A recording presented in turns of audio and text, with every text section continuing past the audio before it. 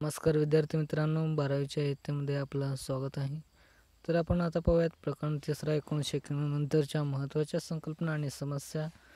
जे मानवतावादी प्रश्न आहेत या संबंधित आपण मागच्या व्हिडिओमध्ये चर्चा केली. हा पार्ट 2 आहे. पार्ट 1 पाहिलं नसेल तर पाहून घ्या. पार्ट 1 हा खूप मोठा झाला आहे, त्याबद्दल थोडीशी क्षमा मागतो. त्यानं सविस्तर माहिती सांगत असताना थोडा वेळ मोठा होतच असतो, त्यामुळे त्या ठिकाणी तुम्ही जास्त भर देऊ नका. अभ्यास करणे हे तुमचे कर्तव्य. व्हिडिओ थोडा मोठा झाला असेल, तुम्ही जर अभ्यासाला महत्त्व दिला तर तुम्हाला देखील जीवनामध्ये महत्त्व आल्यासारखं होईल. ओके, तुम्ही पुस्तक वाचत असाल अशी देखील मी आशा करतो.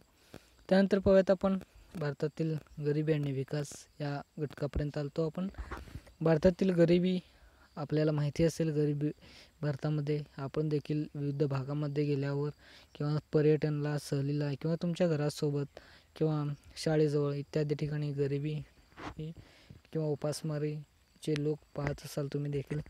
त्यानंतर पाहूयात आपण भारताच्या राष्ट्रीय धोरणांनी नेहमी राजकीय स्वातंत्र्याला आर्थिक स्वातंत्र्याशी जोडले आहे. जे काही राजकीय स्वातंत्र्य आहे ते आर्थिक स्वातंत्र्याशी जोडले आहे. म्हणजे ज्यांची सत्ता त्यांचीच पैसा, अशा प्रकारे हे भारतामध्ये काही प्रमाणात आहे याचाच अर्थ राष्ट्रीय सार्वभौमत्वाशी तडजोड न करता आपली धोरणं राबवण्याचे स्वातंत्र्य. आता याचा अर्थ काय जे काही राजकीय स्वातंत्र्य म्हणजे त्या ठिकाणी आर्थिक स्वातंत्र्य म्हणजे राजकीय स्वातंत्र्य कसे असते त्याप्रमाणे त्याची जे काही तडजोड आहे ते आपल्याला न करता जे काही आपण याला आपली जी काही धोरणे आहेत ते राबवण्याचं स्वातंत्र्य असते त्यानंतर पाहूयात भारताच्या विकास प्रक्रियेतील 3 महत्त्वाचे पैलू. आता याचा प्रश्न मी मागच्या वेळेस त्या स्क्रीनवर टाकला होता, त्याबद्दल क्षमा मागतो. हा प्रश्न खूप महत्त्वाचा आहे. पाहूयात पहिला कोणता पैलू आहे विकास प्रक्रियेतील, तो म्हणजे अर्थव्यवस्थेचे आधुनिकीकरण. 1991 नंतरचे बदल पाहतो, त्यामुळे आधुनिकीकरण हे खूप महत्त्वाचे आहे. भारताच्या आर्थिक व्यवस्थेतील आधुनिकीकरण म्हणजे औद्योगिकरण आहे. आता थोडक्यात त्याने सांगितले आधुनिकीकरण म्हणजे औद्योगिकरण. आता भारतातील जी काही आधुनिक अर्थव्यवस्था आहे ती औद्योगिकरणामध्ये किंवा उद्योग क्षेत्रामध्ये जास्त अग्रेसर आहे. औद्योगिकरणामुळे रोजगार निर्मिती होईल आणि उत्पादकता वाढेल अशी अपेक्षा होती. लघु उद्योगांना मोठ्या प्रमाणात उद्योगावर तसेच उत्पादनावर भर देण्यात आला. यामुळे कामगाराच्या वाढत्या संख्येत रोजगार उपलब्ध होणार होता. म्हणजे आधुनिकीकरण म्हणजे त्या ठिकाणी विविध कंपन्या किंवा उद्योगधंदे स्थापन करण्यास त्या ठिकाणी महत्त्व आले. तुम्ही आधुनिकीकरण पाहिलं असेल. त्यानंतर त्या ठिकाणी आधुनिकीकरण झाल्यावर लघु उद्योग आहेत, लघु उद्योगांना प्रोत्साहन देणे किंवा त्यांना बंद न पाडू देणे हे देखील महत्त्वाचे होते. पंडित जवाहरलाल नेहरूच्या कार्यकाळात कृषी क्षेत्राऐवजी औद्योगिकीकरणाला महत्त्व देण्यात आले. जमीन सुधारणा व जलसिंचन ही कृषी क्षेत्रातील प्रगती साधने म्हणून पाहिली जाते. आता अर्थव्यवस्थेतील ही जी काही महत्त्वाचे बदल आहेत त्यामध्ये जे काही अर्थव्यवस्था आधुनिकीकरण म्हणजे त्या ठिकाणी औद्योगिकरणे, रोजगाराची निर्मिती करणे आणि लघु उद्योगांना प्रोत्साहन देणे या गोष्टी आधुनिकीकरणामध्ये मोडतात. आणि त्यानंतर जे काही कृषी क्षेत्र आहे त्याच्यात पण काही प्रमाणात प्रगती घडून येणे हे पहिला भाग आहे. त्यानंतर पाहूयात नंबर 29वर आत्मनिर्भरता. आता 2020 देखील आत्मनिर्भर या गोष्टी तुम्ही ऐकला असेल. आत्मनिर्भरता म्हणजे ही एक चळवळ आहे. भारताची राष्ट्रीय चळवळीचा संबंध आत्मनिर्भरता या संकल्पनेशी जोडण्यात आला. आत्मनिर्भरतेचा एक पैलू म्हणजे भारताचे आयात पर्यायी धोरण. आता जो काय आयात आहे तो त्याला बंद करणे आणि स्वदेशात आपली कंपनी स्थापन करणे. म्हणजे तुम्ही आता उदाहरण देतो तुम्हाला, तुम्ही साखरेसाठी दुसऱ्याच्या घरी तुमच्या जर संपले असेल तर दुकान वगैरे बंद असतील तर तुम्ही दुसऱ्यांकडे जाता. म्हणजे अशी जाण्याची पद्धत येऊ नये म्हणून काही वेळेस आपण ऑलरेडी मागून ठेवतो. म्हणजे दुसऱ्याकडे जाणं, उसणं येणे, परत उसणं देणे म्हणजे आत्मनिर्भरता म्हणजे तुम्ही ऑलरेडी आणून ठेवलात. हे तुमचं साखरेचं एक उदाहरण झाले. त्याचप्रमाणे भारतात काय करणार आहे, दुसऱ्याकडून आपण एखादी वस्तू घेतली तर त्यांना आपण पैसे देणार आहोत. त्यामुळे त्या ठिकाणी आपली चलन तर कमी होते. त्यामुळे त्या ठिकाणी जे काही पैसा आहे तो दुसऱ्या देशांना जातो. त्यामुळे आपण आत्मनिर्भर बनणे हे खूप गरजेचे असते. म्हणजे भारतात देखील जे काय आयात करत असतो, कोणत्या गोष्टीचा आपण आयात करतो ती कंपनी आपल्या भारतात असली तर ते आपली स्वदेशी झाली किंवा त्याला आत्मनिर्भर म्हणू शकतो. तर त्या ठिकाणी दिले यामध्ये भारताचे स्वदेशी कारखाने उद्योग विकसित करण्यावर भर दिला गेला. भारताने इतर राष्ट्रांकडून आर्थिक मदत घेतली, पण ती प्रामुख्याने सार्वजनिक क्षेत्र उद्योगासाठी वापरण्यात आली. काही आर्थिक मदत म्हणजे काही लोन वगैरे घेत असतं भारत सरकार, ते सार्वजनिक क्षेत्र या ठिकाणी वापरले जातात. उदाहरणार्थ आरोग्य आणि शिक्षण इत्यादी गोष्टींमध्ये. त्यानंतर तिसऱ्या पायात समाजातील समता व सामाजिक न्याय असणारी समाजवादी पद्धत. आता समाज ही पद्धत आपल्यात देखील आहे, अजून देखील भारताने विकासासाठी नियोजनाचा दृष्टिकोन स्वीकारला. त्यासाठी नियोजन आयोगाची स्थापना केली. प्लॅनिंग कमिशन नियोजन आयोग माहिती असेल. त्यानंतर त्याचा नीती आयोग झाला आहे. तुम्ही मला वाटतं 11वीचा शेवटचा प्रकरण त्यामधील नीती आयोग नियोजन आयोग. आता नियोजन आयोग हे 1952ला काहीतरी स्थापना झालेलं, ते आता बदलून नीती आयोग केलं हे लक्षात असू द्या. या योजनेचे आयोगाने देशाच्या विकासासाठी पंचवार्षिक योजना तयार करणे अपेक्षित होते. खाजगी क्षेत्राऐवजी सार्वजनिक क्षेत्रातील उद्योगाला महत्त्व देण्यात आले. भारताची समाजवादाची संकल्पना कल्याणकारी राज्याला प्रोत्साहन देणे तसेच रोजगार निर्मिती करण्यावर आधारित आहे. भारताच्या दारिद्र्य निर्मूलनासाठी हा मार्ग स्वीकारण्यात आला.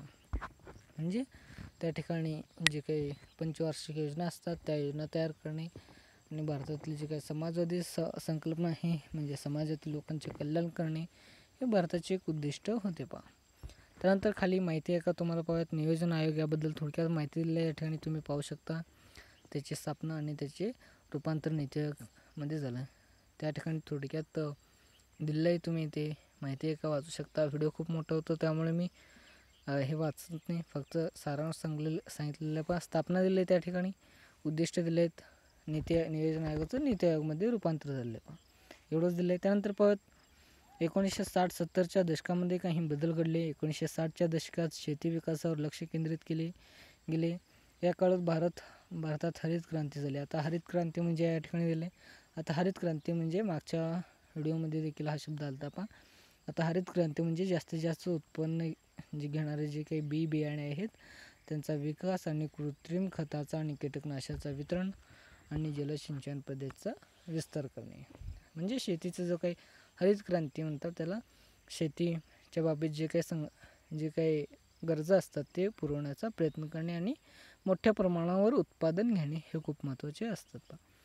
आता माहिती आहे का तुम्हाला, म्हणजे तीच माहिती या ठिकाणी दिली, तुम्ही ते वाचू शकता. मी थोडक्यात तुम्हाला सारांश आणि व्याख्या दिली.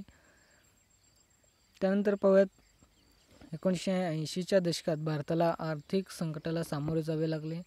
भारताचे सार्वजनिक क्षेत्र चांगली कामगिरी करू शकत नव्हते. म्हणजे जे काही सरकारी क्षेत्र होते ते चांगल्या प्रकारे काम करत नव्हते.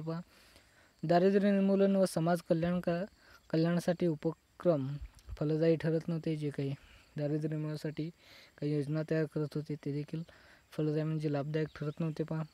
भारतातील राज्यघटनेच्या पंचायत राज्य घटना दुरुस्तीमुळे निर्णय प्रक्रियेत ते विकेंद्रीकरण झाले, पण ते देखील फार आंतरराष्ट्रीय नाणेनिधीकडून ते फार यशस्वी झाले नाही. म्हणजे आता पंचायत राज्य ही घटना दुरुस्ती झाली त्यामुळे काही विकेंद्रीकरण झाले निर्णयांचे आणि त्या ठिकाणी त्याला देखील काही यश आले नाही. म्हणजे त्या ठिकाणी दारिद्र्य निर्मूलन करण्यात देखील अपयश आले. त्यानंतर पाहूयात भारतात या आर्थिक अडचणीमुळे आंतरराष्ट्रीय नाणेनिधीकडून आणि इंटरनॅशनल मॉनिटरी फंड याच्याकडून कर्ज घेणे भाग पडले. आता हे नाणेनिधी हे कर्ज देत असतं म्हणजे सर्व देशांना वगैरे तशाचप्रमाणे त्या ठिकाणी येथून कर्ज घेण्यात आले भारताला. आज देखील कर्ज घेतलेला आहे भारत. त्यानंतर पाहत भारताने नेहमीच आर्थिक वाढ व लोकांची जीवनशैली यांच्यातील संबंध समजून घेतला आहे. जीवनशैली आर्थिक वाढ हे खूप महत्त्वाचे आहेत. त्याचबरोबर आर्थिक विकासाच्या जोडीने सामाजिक न्याय साधण्याचा देहाला महत्त्व दिले आहे. गरिबी निर्मूलन आणि विकासासाठी सामाजिक न्याय व समतेवर आधारित विकास हे भारताचे धोरण राहिलेत. आता भारत सरकारने किंवा भारताने देखील गरिबीसाठी काही विकास केले आहेत. या ठिकाणी एक विकास धोरण दिले आहे. भारत सरकारने गरिबीच्या मदतीसाठी तसेच समग्र विकास घडवून आणण्यासाठी वेळोवेळी विकास कार्यक्रम आयोजलेले आहेत. जे काही विकास कार्यक्रम आहे ते भारताने देखील आयोजले आहेत, कारण त्या ठिकाणी गरिबी हटवणे आणि विकास घडवून आणि विकसित राष्ट्राकडे नेणे हे भारताचे मुख्य उद्दिष्ट आहेत पहा. भारताच्या विकासाचे धोरण काळानुसार बदलत गेले आहे. जागतिक अर्थव्यवस्थेच्या दबावावर तसेच वाढत्या आर्थिक सत्तेचा प्रभाव भारताच्या विकासावर धोरणावर पडला आहे. विकासाच्या धोरणावर भारताचं जे काही विकास धोरण असतं त्यामुळे जागतिक अर्थव्यवस्थेमध्ये बदल घडत असतं. म्हणजे जेव्हा आपण गरिबीकडे दुर्लक्ष करतो आणि गरिबी वाढत जाते त्यामुळे आपण अविकसित होतो. आपण आता विकसनशील आहोत. विकसित व्हायचं असेल तर काही प्रमाणात आपल्याला गरिबी कमी करावं लागेल. पण त्यानंतर विकास नियोजनाची सुरुवातीचे काही टप्प्यामध्ये सार्वजनिक क्षेत्र उद्योगांना माध्यमांना सरकारची भूमिका महत्त्वाची होती. म्हणजे जे काही उद्योग असतात त्या ठिकाणी सार्वजनिक क्षेत्र म्हणजे सरकारी क्षेत्र हे देखील महत्त्वाचे आहे. 1980च्या दशकामध्ये हे धोरण बदलले. या काळात विकासाच्या धोरणांची काही त्रुटी भरून काढण्यासाठी काही बदल 1980च्या दशकात केले गेले. म्हणजे काही टप्पे असतात उद्योगधंदे सुरुवात करण्यासाठी त्या ठिकाणी सार्वजनिक क्षेत्रामध्ये सरकार महत्त्वाची भूमिका होती. आणि त्यानंतर पुढे जाऊन 1980मध्ये काही त्रुटी होते ते भरून काढण्यात प्रयत्न केले पहा. त्यानंतर 1991च्या पुढील काळात आर्थिक सुधारणेच्या कार्यक्रमाची सुरुवात झाली. पूर्वीचे विकासाचे समाजवादी प्रतिमान सोडून देण्यात आले. भारताने आर्थिक उदारीकरण आणि सार्वजनिक क्षेत्रात खाजगीकरण घडवून आणले. आता खाजगीकरण, उदारीकरण आणि जागतिकीकरण या गोष्टीचा आपण अभ्यास केला आहे. अजून एकदा सांगतो, उदारीकरण म्हणजे तुम्हाला एखादी दुकान सुरू करायची असेल, तुम्हाला एखादी कंपनी सुरू करायची असेल तर ती सुरू करू शकता. म्हणजे तुम्हाला स्वतंत्र म्हणजे उदारीकरण पहा. हे तुम्ही म्हणजे असं कुठे पण जाऊन कंपनी वगैरे सुरू करू शकत नाही. काही परमिशन वगैरे असतात, जमीन या परमिशन तर घ्यावं लागतात. म्हणजे परमिशन घेणे हे एक महत्त्वाचा भाग नाही, तर त्या ठिकाणी उद्योग सुरू करणे हा महत्त्वाचा भाग आहे पहा. त्यानंतर खाजगीकरण म्हणजे एखाद्या गोष्टी खाजगीकरणामुळे खूप चांगल्या प्रकारे घडत असतात.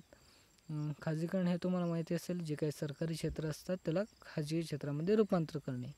जागतिकीकरण म्हणजे जगाशी लोकांशी जोडणे. हे मागच्या पाठामध्ये आपण चांगल्या प्रकारे पाहिलेले आहेत. वाटल्यास तो व्हिडिओ पहा तुम्ही वाटल्यास. या आर्थिक सुधारणाचा पाठपुरावा पुढील काळातील भारतीय सरकारने केला. तसेच या सुधारणांना जनतेला पाठिंबा देखील मिळाला. जे काय उदारीकरण, जागतिकीकरण आणि खाजगीकरण यामध्ये देखील जनतेने देखील पाठिंबा दिलेला आहे पहा. या सुधारणामुळे भारतीय अर्थव्यवस्थेत बरेच बदल झाले. भारताची आर्थिक व औद्योगिक वाढ झाली आहे आणि भारत एक स्थिर आर्थिक सत्ता असलेला देश म्हणून जगाकडे आला आहे. आता उदाहरणार्थ पाकिस्तान हे पहा, त्या ठिकाणी स्थिर अर्थव्यवस्था नाही आहे. म्हणजे भारताकडे पहा, अमेरिकेकडे पहा, हे स्थिर अर्थव्यवस्थेचे काही उदाहरणं सांगितलं मी. तर आपण या सुधारणांकडे शासनाच्या भूमिकेतील फरक पडला.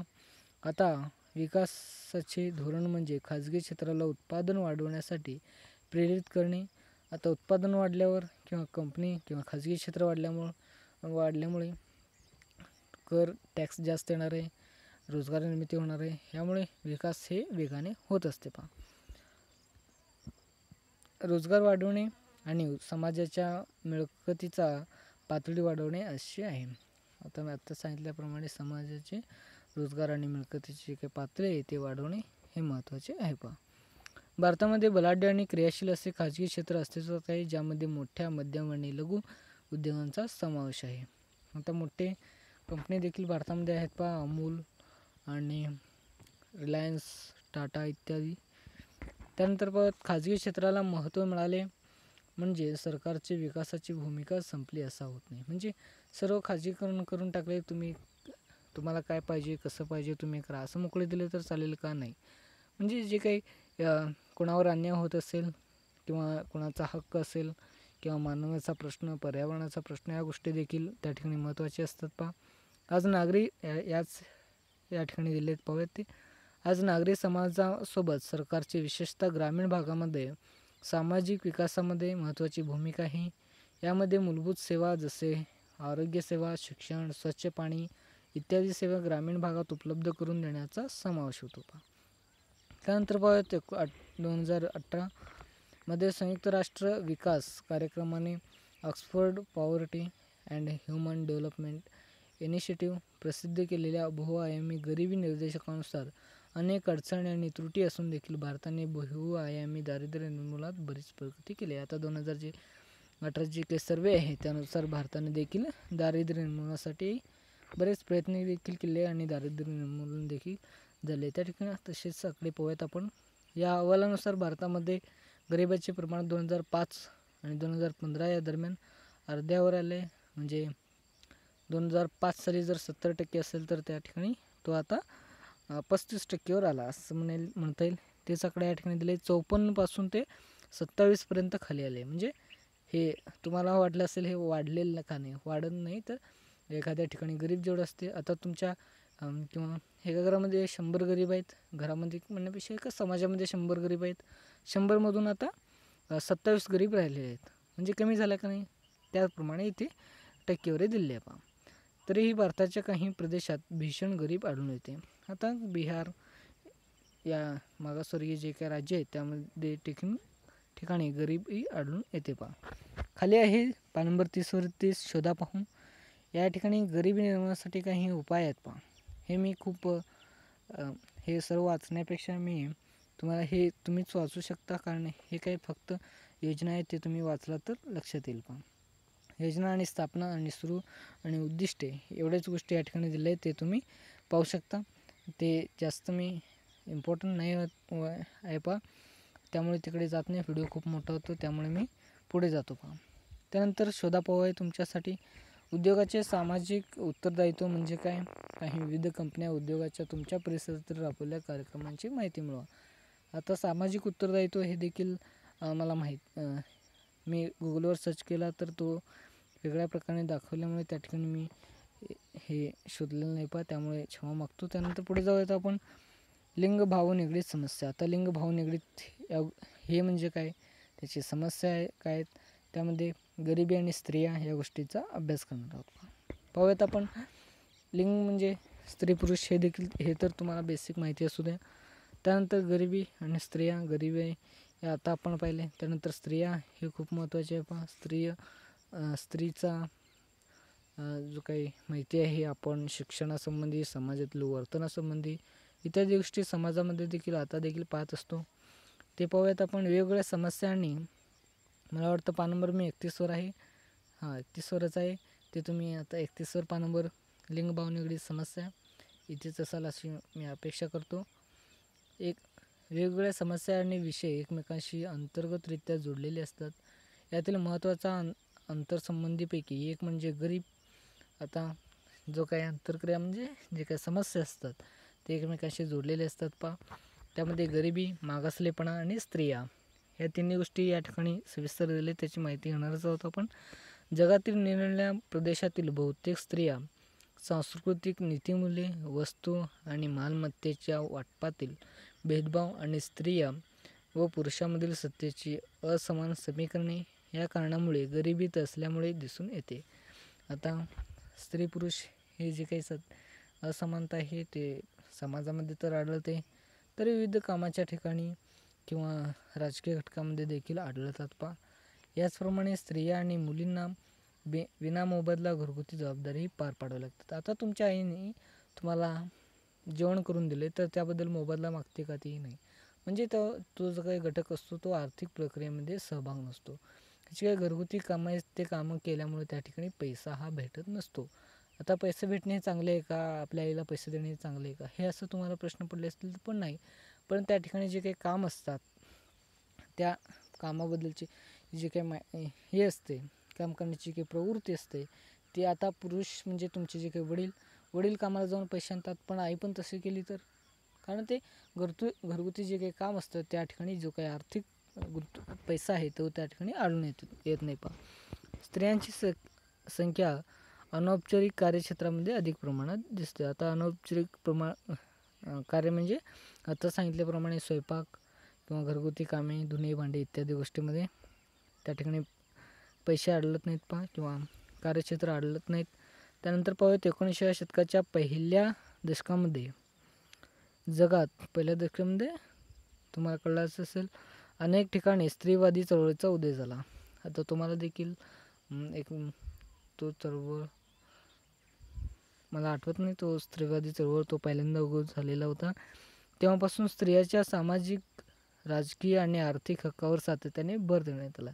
आता 19व्या शतकापासून जे काही सामाजिक, आर्थिक आणि राजकीय आणि आर्थिक या घटकावर भर देण्यात आला. म्हणजे या ठिकाणी त्यांचाही हक्क बजावण्यात आला म्हणजे त्यांचा देखील त्या ठिकाणी हक्कावर लक्ष दिले गेले. यामध्ये समान हक्क, सामाजिक समता, राजकीय समानता, लिंगभाव प्रति न्याय इत्यादींचा समावेश होतो. म्हणजे आता तुम्ही देखील तुमच्या शेतामध्ये तुमच्या वडिलांना किंवा विचारा तर पुरुषाचे जे काही वेतन दर असते तो जास्त प्रमाणात असते आणि महिलांची कमी असते. ते किती असते ते तुम्ही शोधू शकता किंवा मला कमेंट बॉक्समध्ये नक्की कळवा. स्त्रियांचे ग्रामीण भागामध्ये आणि पुरुषांचे जे काही वेतन आहे ते तुम्ही कमेंट बॉक्समध्ये नक्की लिहाल अशी मी अपेक्षा करतो. त्यानंतर पाहूयात 1970 नंतर महिला सक्षमीकरण ही एक महत्त्वाची संकल्पना आणि तत्त्वप्रणाली मानली जाऊ लागली. आता महिला सक्षमीकरण म्हणजे काय हे पाहूया. ते या ठिकाणी थोडक्यात दिले आहे पहा. आता सक्षमीकरण म्हणजे काय, महिला हा शब्द काढूयात. पहिला सक्षमीकरण हा समजूयात. सक्षमीकरण म्हणजे अशी प्रक्रिया ज्याद्वारे शोषित व्यक्तींना स्वतःच्या आयुष्यावर ताबा मिळवता येतो. आता सक्षमीकरण म्हणजे काय, एखादी महिला आहे त्याची एखाद्या ठिकाणी शोषण होते, म्हणजे जे काही कार्य करते त्या ठिकाणी त्याची दखलबाजी घेतली जात नाही पहा, किंवा एखादी कार्य करण्यासाठी ती इच्छुक असते त्याची देखील दखलबाजी घेतली जात नाही, पण ज्या ठिकाणी त्याची दखलबाजी घेतली जाते त्या ठिकाणी त्याला सक्षमीकरण असे म्हणतात पहा. यामुळे जगण्याच्या मूलभूत गरजा त्यांना भागवता येतात. या प्रक्रियेस व्यक्तीची ताकद, आत्मविश्वास प्राप्त होतो. म्हणजे एखाद्या व्यक्तीला त्याची इच्छा असतात, त्यांना ताकद असते, आत्मविश्वास असतो, या बळावर देखील स्त्रिया काही वेळेस पुढे येऊ शकतात. त्याप्रमाणे या प्रक्रियेत व्यक्तीची ताकद व आत्मविश्वास प्राप्त होतो, तिचा स्वाभिमान वाढतो आणि अन्यायाविरुद्ध लढा देण्यासाठी बळ निर्माण होतो. सक्षमीकरणाच्या प्रक्रियेस सामाजिक, आर्थिक, मानसशास्त्रीय आणि राजकीय अशा बाजू आहेत. आता भारतामधील काही महिला देखील पुढे आल्या, पुढे येऊन देखील त्यांचं जे काही सक्षमीकरण आहे त्याच्याबाबत त्यांनी मागणी देखील करू लागले पहा. त्यानंतर खाली पाहूया. तसंच जागतिक राजकारणाच्या 1980 सालापासून लिंगभाव निगडितांचे महत्त्वाचे प्रश्न वाढीस लागले. याचा परिणाम म्हणजे जागतिक राजकारणात लिंगभाव निगडित दृष्टिकोन विकसित झाला. आता राजकारण हे खूप महत्त्वाचं आहे. राजकारण म्हणजे राजकीय क्षेत्रामध्ये जेव्हा स्त्रियांचे भाग घेतात त्या ठिकाणी त्यांचा, आता तो स्त्री आहे तो इलेक्शन लढू शकत नाही किंवा राजकारणामध्ये जाऊ शकत नाही, अशा गोष्टी पाहायला मिळतात पहा. यामध्ये लिंगभावाचे विश्लेषण म्हणजे पुरुषाच्या आणि महिलांच्या अस्मितांचे विश्लेषण करणे आवश्यक ठरते.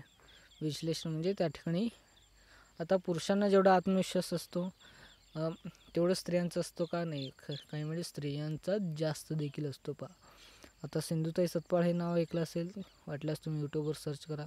त्याची जरा जीवनाबद्दल थोडक्यात माहिती मिळवला तर तुम्हाला एखाद्या स्त्रीची जे काही आत्मविश्वास आहे त्याबद्दल माहिती मिळेल अशी माझी अपेक्षा आहे. तुम्ही सर्च कराल की. त्यानंतर आपण पाहूयात, माहिती आहे का तुम्हाला, इथे चालतो. त्यानंतर लिंगभाव म्हणजे काय पाहूयात आपण. या ठिकाणी सक्षमीकरण पाहिलं आहे. आता लिंगभाव म्हणजे काय. लिंगभाव म्हणजे पुरुषांनी स्त्रिया म्हणून जे काही समाजाने बहाल केलेले वैशिष्ट्य आहेत ते, यामध्ये त्यांचे स्वभाव, नीतिमूल्ये, भूमिका आणि स्त्री पुरुषामध्ये असणारे नातेसंबंध यांचा समावेश. आता पुरुष म्हणजे काय, एखादा शर्ट पॅन्ट घातलेला माणूस. एखादी स्त्री म्हणजे एक साडी घातलेली बाई किंवा महिला म्हणू शकतो. म्हणजे ही समाजाने एक बहाल केली. आता एखादा पुरुष पूर्णपणे स्त्रियांचा रूप घेतला किंवा स्त्रियांचा साडी वगैरे घातला तर त्या ठिकाणी पुरुष स्त्रियामध्ये होऊ शकतो. पण जे काही समाजाने वैशिष्ट्य बहाल केले यांनी असंच राहायला पाहिजे आणि असंच राहायला पाहिजे. पण जागतिकीकरणामुळे आता महिला देखील काही वेळेस जीन्स पॅन्ट घालतात, म्हणजे मुली देखील घालत असतात आणि शर्ट वगैरे घालत असतात. म्हणजे त्या ठिकाणी जो काही स्त्रिया आहेत ते पुढे येताना दिसतात पहा. त्यानंतर पाहूयात लिंगभाव निगडितांचे दृष्टिकोन. स्त्री पुरुषामधील हितसंबंध, त्यांची भूमिका, त्यांच्या संसाधनावर असणारा हक्क, कामाचे विभाजन, मागण्या व समस्यावर भाष्य केले जाते. आता ज्यांच्या काही समस्या असतात, आता लिंगभाव समजलं तर लिंगभाव निगडित म्हणजे त्यांचे जे काही समस्या असतात, भूमिका असतात त्या गोष्टीवर भाष्य करणे पहा. त्यानंतर त्याच्या माहिती आहे का तुम्हाला त्याच्या खालच्या साईडला येतात स्त्रिया आणि पुरुषांचा जाकडे पाहण्याचा दृष्टिकोन परस्परातून भिन्न असतो. हे लिंगभाव निगडीत दृष्टिकोनाचे गृहीत असते. आता वरती दिल्याप्रमाणे पुरुष आणि स्त्रिया यामध्ये जो का जगाचा दृष्टिकोन आहे तो वेगळा असतो. पहा ही भिन्नता या गटांना असलेली विभिन्न सामाजिक आणि ऐतिहासिक अनुभवातून येते. महिलांच्या यापूर्वी डावलेल्या गेलेल्या योगदानास लिंगभाव निगडीत दृष्टिकोनामुळे मान्यता मिळण्यास सुरुवात झाली. महिलांच्या वेगवेगळ्या अदृश्य कार्यभागाचे विश्लेषण होऊ लागले. म्हणजे जे काही अदृश्य म्हणजे जे काही या ठिकाणी पुढे दिल्याप्रमाणे जसे घरगुती कामगार, स्थलांतरित कामगार, मुद्द्याच्या पत्नीचे योगदान मत्स्योद्याच्या पत्नीचे योगदान यासोबत या दृष्टिकोनाला संपूर्ण जगातील महिलांच्या समस्यांची लक्ष केंद्रित केले गेले.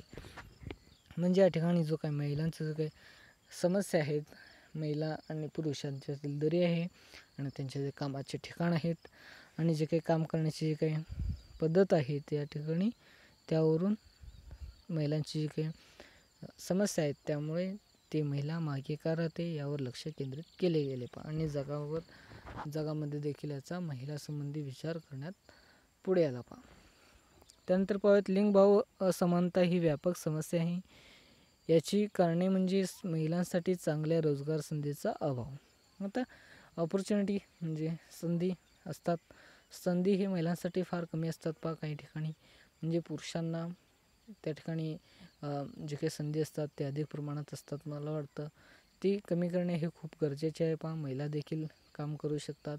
मला वाटतं पुरुषांच्या खांद्याला खांदा लावून महिला देखील काम करू शकतात.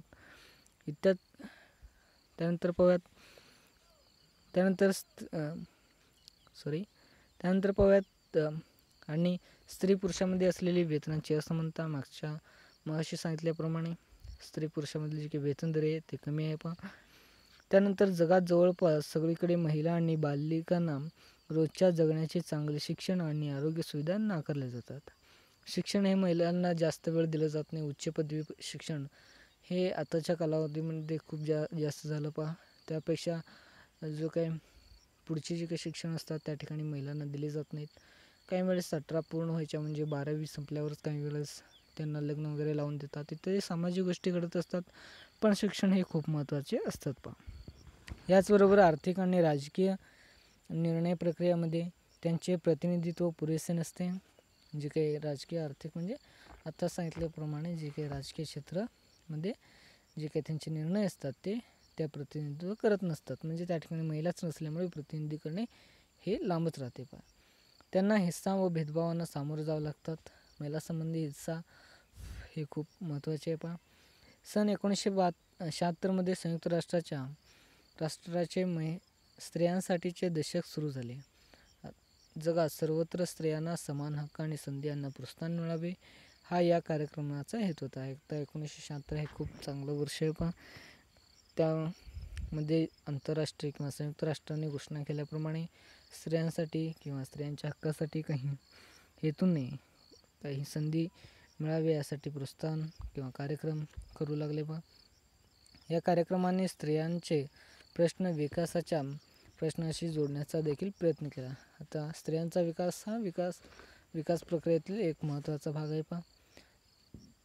शिक्षण, आरोग्य आणि कामाच्या जागा, जमिनीची मालकी आणि मानवी हक्क याबाबत स्त्रियांना जाणणारी असमानता यावर लक्ष केंद्रित केले जाते. आता जमिनीची मालकी म्हणजे तुमचे वडील आहेत, तुमचे आजोबा आहेत, तुमच्या आजोबांचे जे काही आत्या आहेत, आजोबा हे फक्त वडिलांनाच जमीन देतात तर आत्याला का देत नाहीत, असं जो काही प्रश्न आहे तो निर्माण होतो. आणि स्त्रियांना देखील द्यायला पाहिजे जमीन. ही जी काही जमिनीची मालकी आहे ही फक्त मुलालाच किंवा वंशाचा दिवा मुलालाच असते असे जे काही परंपरागत चाललेली परंपरा आहे त्यावर देखील लक्ष केंद्रित करण्यात आले. त्यानंतर पाहूयात आपण भारतातील महिलांची स्थिती पाहूयात. आता हा शेवटचा भाग आहे वाटतं मला. ओके, भारतातील महिलांची स्थिती काय हे पाहूयात आपण. भारतामध्ये महिला कशा प्रकारे पुढे आहेत आणि मागे देखील कशा आहेत त्याबद्दल काही योजना देखील करण्यात आल्या ते देखील आपण पाहणार आहोत. त्यानंतर पाहूयात लिंगभाव. नंबर 32 वर आहे.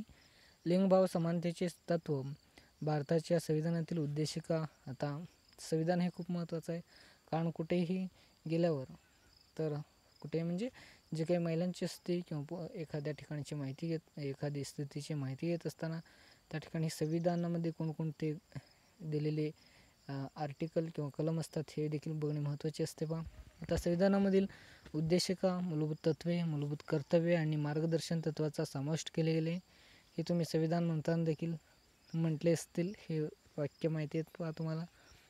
भारताचे संविधान महिलांना समानतेचे तत्त्व केवळ मूलभूत हक्क म्हणून बहाल करत नाही, तर शासनाला त्यावर आधारित सकारात्मक कृती करण्याची परवानगी देखील देते.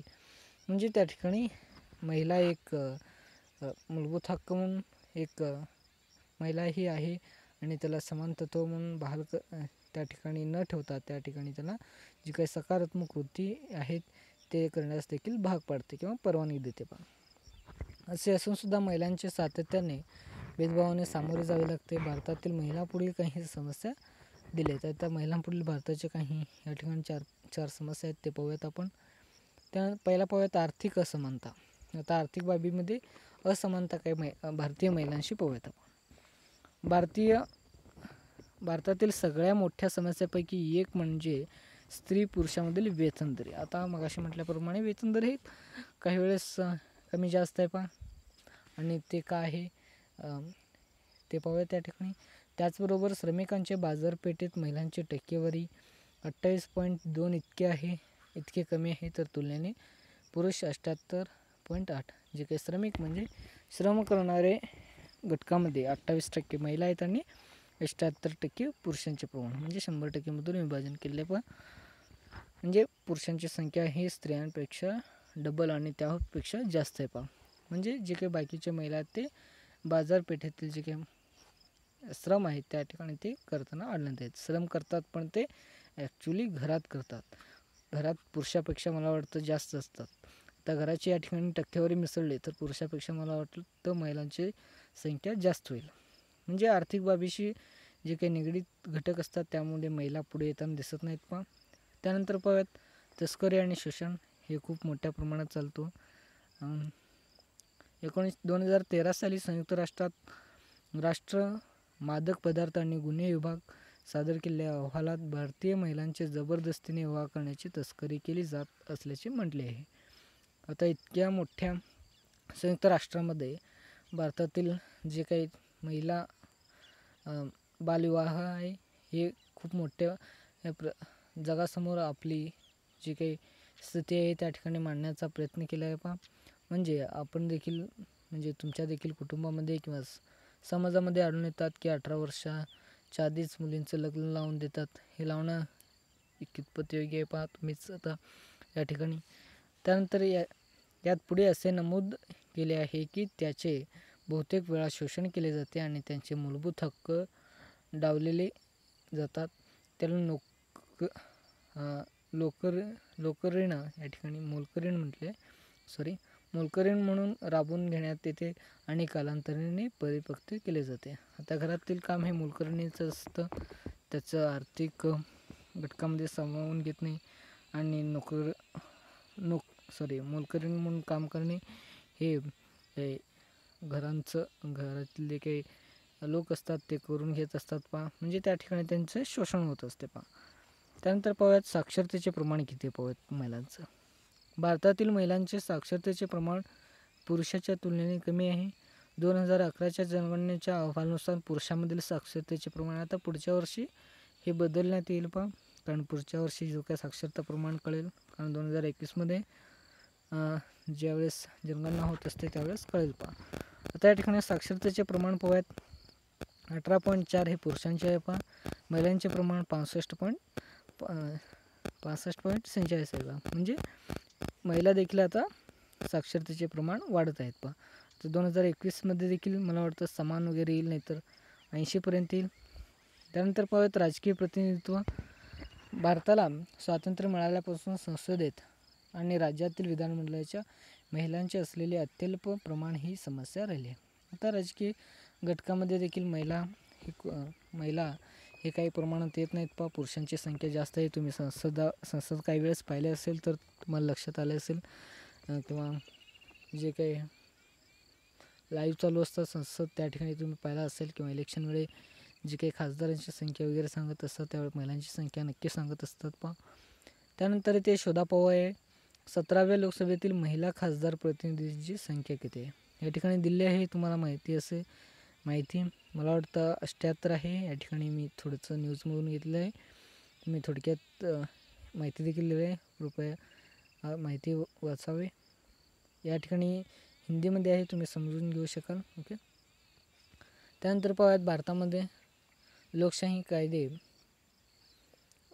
कायदे आणि विकासात्मक धोरणांचे परिघात वेगवेगळ्या क्षेत्रामध्ये महिलांच्या प्रगतीसाठी धोरणे आणि कार्यक्रम आखण्यात आले आहे.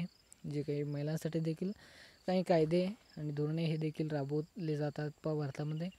1953 साली केंद्रीय सामाजिक कल्याण मंडळाची आणि CSWB स्थापना केली.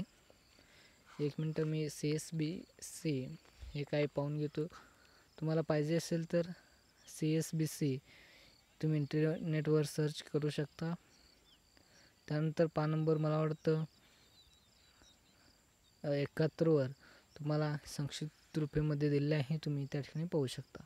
याचा उद्देश कुटुंब, महिला आणि बालकांसाठी कल्याणकारी योजना राबवणे हा आहे पहा. त्यानंतर पाहूयात भारतातील महिलांचे समस्याकडे पाहण्याचा सर्वसाधारण दृष्टिकोन हा कल्याणकारी दृष्टिकोन आहे. याचा मूळ उद्देश हा महिला मंडळी स्थापना करून महिलांचे विकास साधणे, धोकादायक कामापासून महिलांचे संरक्षण करणे, गर्भवती स्त्रिया आणि बालकांसाठी आरोग्य सुविधा उपलब्ध करून देणे इत्यादी होतात. आता महिलांसाठी देखील काही कल्याणकारी योजना राबवल्या जातात, त्यामुळे महिलांचे विकास साधणे, महिलांना काही धोका असतात पहा, बलात्कार किंवा गर्भवती स्त्रियांवर किंवा बालकावर अत्याचार होत असतात, त्यामुळे ते थांबवणे हे खूप महत्त्वाचे असते पहा. 1960च्या दशकापासून कल्याणकारी योजना म्हणून शिक्षणावर भर देण्यात आला. आरोग्यविषयक कार्यक्रमाचा भर मातृत्व आणि बालकासाठी आरोग्य सुविधा, आरोग्य, शिक्षण व पोषण, कुटुंब नियोजन हा होता. आता एक प्रश्न विचारतो तुम्हाला. तर भारतामध्ये मगाशी सांगितल्याप्रमाणे जी काही आर्थिक समानता आहे ती पुरुषांची जास्त आहे पहा.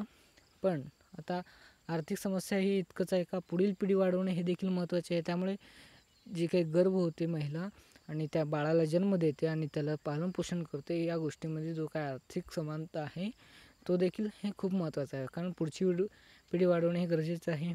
त्यामुळे जर आपण या गोष्टी जर विचारात घेतल्या तर आर्थिक समानता दर मला वाटतं पुरुषांपेक्षा त्यावेळेस जास्त येईल पहा. त्यानंतर पाहूयात आपण पुस्तकाकडे. हे बाहेरच्या गोष्टी तुम्हाला एक नमुना सांगितला, या गोष्टी विचारात घेऊ नका. एक उदाहरण सांगितलं तुम्हाला. 1970च्या दशकापासून महिला संदर्भातील कल्याणकारी दृष्टिकोनात बदल घडून विकासावर भर देण्यात येऊ लागला. त्यानंतर आहे 1970चे दशक हे संयुक्त राष्ट्राचे महिलांचे दशक आहे. या ठिकाणी 1976 हे देखील दिलेल्याप्रमाणे महिलांचे जे काही विकासासाठी किंवा हक्कासाठी जागृती झाली पहा. भारताची महिलांची स्थिती अभ्यासण्यासाठी एक समिती नियुक्त करण्यात आली. या समितीने दिलेल्या अहवालात भारतीय बदलत्या सामाजिक व आर्थिक परिस्थितीला, महिलांचे हक्क आणि स्थिती यावर भाष्य केले आहे. या अहवालाचे शीर्षक टुवर्ड्स इक्वेलिटी असे आहे. 1980 साली महिलांच्या संदर्भात दृष्टिकोनात आणखी बदल घडून आला. आता त्यामध्ये आरोग्य, शिक्षण आणि रोजगारावर भर देण्यात आला. जे काही या ठिकाणी थोडक्यात माहिती सांगतो मी, कारण व्हिडिओ खूप मोठा होतो, कावेळेस माहिती जास्त सांगितल्यामुळे या ठिकाणी माहिती सांगण्यासारखे पॉईंट्स देखील नाहीत पहा, त्यामुळे थोडक्यात मी जास्त फास्ट प्रमाणात घेत असतो. त्याच या ठिकाणी दिल्याप्रमाणे जे काही योजना आहेत ते भारतामध्ये काही समिती अहवालानुसार किंवा सामाजिक आर्थिक परिस्थिती हे बदलत चाललेले आहेत पहा. त्यानंतर पाहूयात 1990च्या दशकात विकासाची जागा सक्षमीकरणाने घेतली. सक्षमीकरण हे मागच्या वेळेस पाहिलं आहे, पण सक्षमीकरण म्हणजे काय आणि जागतिकीकरण झाल्यामुळे त्या ठिकाणी सक्षमीकरण करणे हे खूप महत्त्वाचे होते महिला संबंधित पहा. शासनाला विकासाचे फायदे महिलांनाही करून द्यायचे होते. विकासासाठी महिला देखील महत्त्वाचे होते, त्यांना देखील सभा करणे महत्त्वाचे होते पहा शासनाला. त्यानंतर त्यासाठी नियोजन आणि अंमलबजावणीचा महिलांचा सहभाग महत्त्वाचा मानला जाऊ लागला. 1990मध्ये कायद्याद्वारे राष्ट्रीय महिला आयोगची स्थापना झाली. नंबर मी 33वर आलो पहा. महिलांची देखील आयोग स्थापना करण्यात आली पहा, राष्ट्रीय महिला आयोग. यात महिलांच्या हक्कांचे व कायदेशीर बाबींचे संरक्षण करण्याची ग्वाही देण्यात आली. भारताच्या संविधानातील 73व्या व 74व्या घटनादुरुस्तीमुळे पंचायत समिती आणि नगरपालिकेमध्ये महिलांना आरक्षण देण्यात आले. म्हणजे महिलांना देखील 33% मला वाटतं 50% आरक्षण आहे महिलांना. हे 73 आणि 74व्या घटनादुरुस्तीबाबत केले पहा. त्यामुळे स्थानिक पातळीवर निर्णय प्रक्रियेस महिलांचा सहभाग वाढण्यास मदत झाली पहा. त्यानंतर 33 दुसरा पॅरेग्राफ पाहतो मी. महिलांसाठी सामाजिक आणि सांस्कृतिक परिघ हा जुन्या व नव्या मूल्यांनी जटिल मिश्रण आहे. आता महिला देखील काही वेळेस समाजामध्ये कार्य करत असतात, धाडसीने पुढे येत असतात. सरपंच आणि उपसरपंच आणि इत्यादी गोष्टी होतात पहा. म्हणजे महिला देखील काही प्रमाणात आता पुढे आलेल्या आहेत. जे काही आत्मविश्वास आहे, हिंमत आहे दाखवणे हे खूप महत्त्वाचे असते. त्यामुळे अशाच गोष्टी घडाव्या आणि महिला पुढे आल्यामुळे देशाचे आर्थिक विकास आणि देश हा विकसित देखील होऊ शकतो पहा. औद्योगिकरण, जागतिकीकरण आणि शहरीकरण आणि आधुनिकीकरणामुळे महिलांच्या आयुष्यात मोठे बदल झालेले आहे पहा. एका बाजूला उदारमतवादीमुळे महिलांना शिक्षण, रोजगार आणि निर्णय प्रक्रियेची संधी मिळत आहेत पहा. तर दुसऱ्या बाजूला पाहूयात आपण. म्हणजे पहिल्या बाजूमध्ये शिक्षण, आरोग्य आणि उदारमतवादी या गोष्टी घडल्या आणि दुसऱ्या बाजूमध्ये अत्याचारामध्ये वाढ झाली. म्हणजे महिला पुढे आल्यामुळे त्या ठिकाणी अत्याचार या गोष्टी घडत असतात पहा. त्यानंतर वेतनदरीत वाढ झाली. वेतनदरी म्हणजे पुरुष आणि स्त्रियांमधील वेतनदरी आणि भेदभावाचा सामनाही करावा लागला. संस्थात्मक घटकांनी पुढाकार घेतलेल्या समाजातील मूल्य आणि मानसिकता त्यात बदल घडून येऊ शकतो. म्हणजे काही संस्था किंवा समाजातील घटकांमुळे काही वेळेस बदल हे घडून येतात पहा. म्हणजे काही वेळेस अत्याचार होणे प्रकरणात त्या ठिकाणी त्यांना बंदिस्त किंवा त्याविषयी जो काही आवाज आहे तो उठवण्याचा प्रयत्न या संस्था करत असतात. यामध्ये कुटुंब, समुदाय, धर्म आणि शैक्षणिक संस्थांचा समावेश होतो. म्हणजे धर्म आणि शिक्षण, कुटुंब या देखील गोष्टी महिला सक्षमीकरणासाठी किंवा महिला पुढे येण्यासाठी महत्त्वाचे असतात पहा. लिंग समानतेसाठी आर्थिक आणि सामाजिक धोरणांची निर्मिती करणे, त्यांना बळकटी देणे आणि अंमलबजावणी करणे हे त्यांच्यामार्फत होऊ शकते. आता जे काही सामाजिक धोरणे आहेत हे निर्मिती करणे हे खूप महत्त्वाचे असतं पहा. समाजातील जे काही महिला असतात त्यांना पुढे येणे हे खूप महत्त्वाचे असते. त्यानंतर 2006 भारत सरकारने महिला आणि बालकल्याण विभाग हे स्वतंत्र मंत्रालय म्हणून अस्तित्वात आले. आता भारतामध्ये परत एक विभाग अस्तित्वात आला पहा, महिला आणि बालकल्याण. हे तुम्ही मला वाटतं जिल्हाधिकारी परिषद देखील गेल्यावर त्या ठिकाणी देखील आढळलेले हे विभाग हे स्वतंत्र मंत्रालय म्हणून अस्तित्वात आले. त्याआधी 1985 सालापासून ते मानव संसाधन विकासाच्या अखत्यारीत येत असे. या मंत्रालयातील प्रमुख उद्देश महिला व बालकांसाठी असलेले धोरणांची त्रुटी शोधणे. म्हणजे त्या ठिकाणी जे काही महिला आहेत म्हणजे या विभागाचं कार्य काय तर जे काही महिला आहेत आणि बालक आहेत त्यासंबंधी जे काही त्रुटी असतात ते शोधणे आणि लिंगभाव समानतेसाठी व बालकांवर केंद्रित असे कायदे करणे आणि धोरणे व कार्यक्रम आखणे, महिलांना सन्मानाने जगता येईल आणि विकासामध्ये समान भागीदार होता येईल, तसेच हिंसा आणि भेदभावारहित वातावरण निर्माण करून सक्षमीकरण साधणे हा मंत्रालयाचा उद्देश आहे. आता मंत्रालय या ठिकाणी 2006 तयार झालेलं आहे पहा. त्याद्वारे या ठिकाणी महिला संदर्भित आणि बालका संदर्भित जे काही जागृती आहे करून महिला पुढे येण्याचं काम करत आहेत पहा. मंत्रालयाने 2001 साली महिला सक्षमीकरणासाठी राष्ट्रीय धोरणे तयार केले. म्हणजे 2001 साली काही राष्ट्रीय धोरणे ते तयार केले पहा महिला सक्षमीकरण करण्यासाठी. 2016 महिलांसाठी राष्ट्रीय धोरणाची मसुद्याची निर्मिती केली. भारतीय कायदेमंडळात अलीकडे अनेक महत्त्वाचे कायदे पारित केले आहे. म्हणजे त्या ठिकाणी कायदे सबमिट केलेले आहेत पहा. त्यातील कामाच्या ठिकाणी स्त्रियांचा लैंगिक छळ विधेयक प्रतिबंधात्मक व निवारण 2013. म्हणजे हे जे काही लैंगिक छळ आहे ते होत असल्यामुळे त्या ठिकाणी महिलांनी त्याविषयी तक्रार करू लागले किंवा त्या संबंधी जे काही कायदे आहेत ते तयार करण्यात आले. घरगुती हिंसाचार प्रतिबंध कायदा 2005. आता काही महिला असतात ते घरगुती हिंसाचाराला बळी पडत असतात, म्हणजे घरगुती प्रतिबंध असतात, बाहेर न जाणे किंवा कामाला न पाठवणे इत्यादी गोष्टी घडत असतात. घरगुतीमध्ये ग्रामीण भागामध्ये जास्त प्रमाणात घडतं. मुस्लिम महिला लग्नासंदर्भाचा हक्काचे संरक्षण कायदा 2019 मध्ये हे काही महत्त्वाचे कायदे आहेत. त्यानंतर शोधा आणि चर्चा करा. यापेक्षा मी खालचं पाहतो, शोधा आणि चर्चा करायनंतर परत 1990 सालापासूनच्या 3 महत्त्वाच्या मानवतावादी समस्या आपण या पाठात पाहिले. या समस्या जागतिक आहेत, कारण त्या जगात कुठेही उद्भवू शकतात. या समस्यावर उपाय शोधण्यास भारत सरकारने काय पावले उचलली आहेत हे आपण पाहिले.